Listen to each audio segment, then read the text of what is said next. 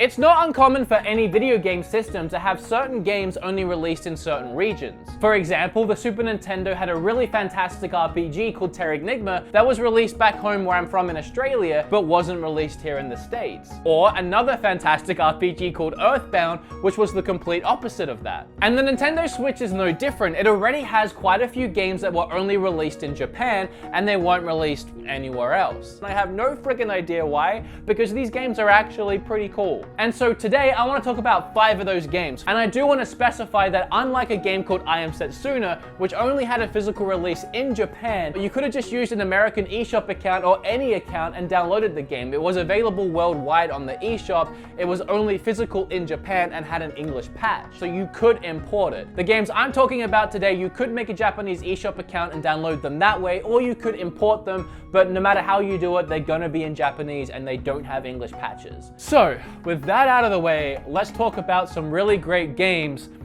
that we can't play. Well, at least I can't play. Well, I could play, but I wouldn't be able to, you get it. Really quickly before we get started, I want to take a minute of your time to thank our sponsor. What's that? Wood got 2 sponsors in the space of a week? No, it's the same sponsor as last time, Amino Apps. Last time I talked about Amino Apps, a ton of you jumped over to the app, made accounts, started messaging me, interacting with my posts. It was freaking awesome. Both myself and the people behind Amino Apps had so much fun with that. So they asked me to talk about it one more time. Last time I made a poll on the app and had you guys vote for your favorite Switch YouTuber. Oh, thanks guys. Oh, geesh. Sorry, Eric.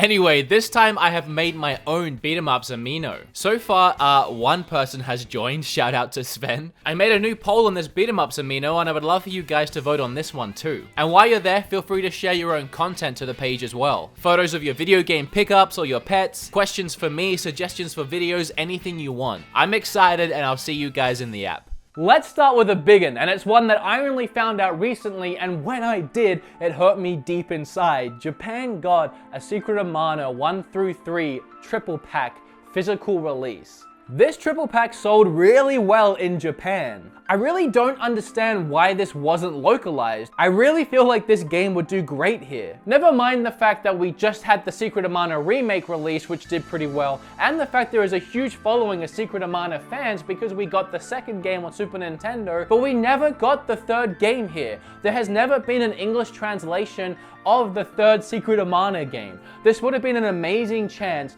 to capitalize around the same time the remake was coming out. Hey, you like this remake? Which, by the way, I still don't understand why that remake wasn't on the Switch, but that's a whole nother thing that I have talked about before in the video. But around that time, you could have put this on the Switch as well. In fact, with the remake not being on the Switch, it would have been a great way of saying, hey, you can't play the remake, but how about you play 1 through 3 and you play 3 for the first friggin' time? I see absolutely no reason why this game wouldn't do well here. It would be something I would go and grab on launch day just to have in my collection, let alone to replay Secret of Mana and play a new secret. I'm getting upset. There's the first one. I don't get that one. Let's move on.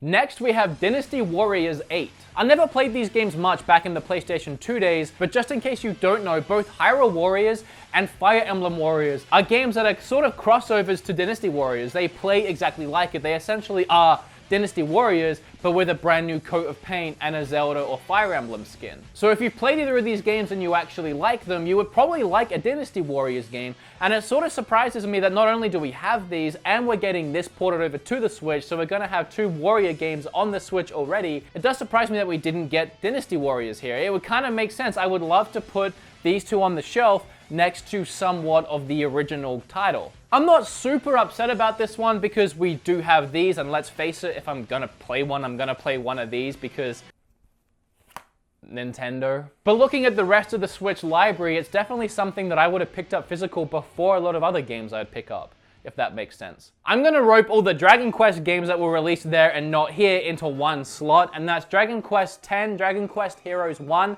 and Dragon Quest Heroes 2. Dragon Quest Heroes 1 and 2 are entirely in Japanese, but if you were to import them and try and figure it out, it's kind of straightforward. It's probably the easiest game on this list that if you were gonna import, you'd probably have a decent chance at figuring out what's going on. And speaking of Dynasty Warriors, it takes that same formula and puts it in a Dragon Quest skin. So that's another thing I don't, why wouldn't you already have Fire Emblem. Dragon Quest has a following. I'm getting way too flustered in this video. I didn't expect to. We already have a following for this style of game. Hyrule Warriors and Fire Emblem Warriors. People love Dragon Quest here. There's no shortage of Dragon Quest fans in the Western world. And right now on my shelf, you're telling me I could have Dragon Quest Heroes, Dragon Quest Warriors, Hyrule Warriors, Fire Emblem Warriors, and the original Dynasty Warriors. In fact, screw it, keep it coming. Just make this a series. Dragon Ball Warriors, Mario Warriors, Super Smash Warriors. I don't care what it is, I'll play it. It's just kind of fun to wail on a bunch of enemies as your favorite characters with their own individual movesets and special moves. And honestly, actually, Dragon Ball Warriors might be really fun. And here's one I talked about recently, so I'll keep it really short, but Monster Hunter XX should be here hands down, without question. It's the most definitive version of the latest Monster Hunter series, not including Monster Hunter World. It's an expanded version of Monster Hunter Generations, which came out on the 3DS. It's a great looking game. The 3DS has more than proved that handheld Monster Hunter games do really well here. You have a fan base for that as well, and with Monster Hunter World coming out recently and being such a massive, insane game that had a ton of hype behind it, and as beautiful as it is, obviously it can't fit on the Switch, so it would make sense to bring that game over for people that have a Switch and want to get their Monster Hunter on, but they can't because they don't have these other systems, or maybe they just prefer the generation style of Monster Hunter game. I can see some logic in these other titles for maybe just some concern as to how they will sell here, but Monster Hunter XX or Double X or Double Cross or whatever, that was a misstep in my opinion. I saved the best to last for a couple reasons, and one we'll get to, but the first one is gonna be obvious when I say it: Phantasy Star Online 2. September of last year, there was a Nintendo Direct. In Japan, they had the same Direct at the same time as us, but theirs was 5 minutes longer. Why was it 5 minutes longer? Because they announced Phantasy Star Online 2 was coming to the Switch in Japan. A lot of people love Phantasy Star, and it has quite the fan base here in the West. Phantasy Star Online was one of my favorites on Dreamcast, and I'm pretty sure the online remained active for that game until like last year, or maybe it's even still active. It stayed active for a long time. Phantasy Star Online 2 is a free-to-play game that you stream rather than play native on your system. And this is another reason why I'm putting this one in the first spot, because unlike the other games where if you can speak Japanese or you want to mess around and try and figure it out, it is possible to jump on that Japanese eShop and download it. But this game, which isn't out yet, so we can't test this theory, but a lot of people are assuming because the game is so big, something like 50 gigs, and you do have to stream it to your system via an online service rather than actually downloading it onto your system. The common theory is if you did try and jump onto a Japanese eShop account and download it anyway, like here in America, worst case scenario, to keep the servers running smoothly and not having too many people coming in and flooding it from other places,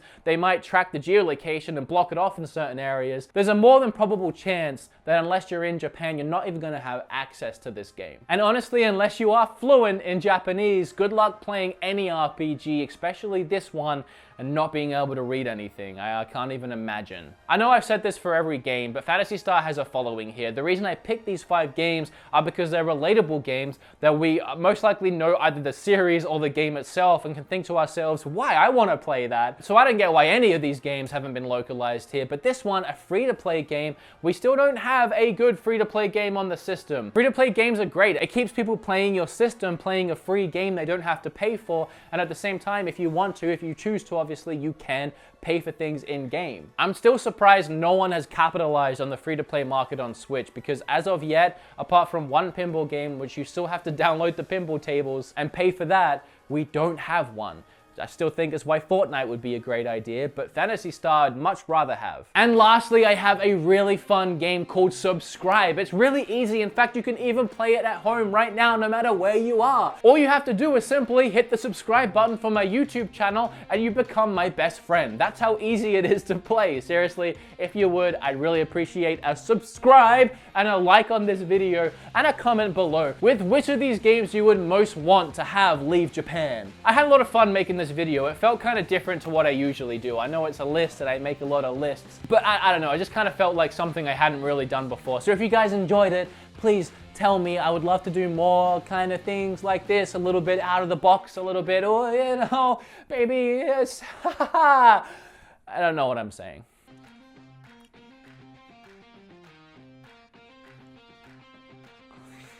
I didn't have a way to end this video, so I thought I would show you how I pose to do the thumbnail every single time I make a video. Every time. Every time I make a video, I stand here for like 2 minutes making stupid faces holding random objects. This is my life now.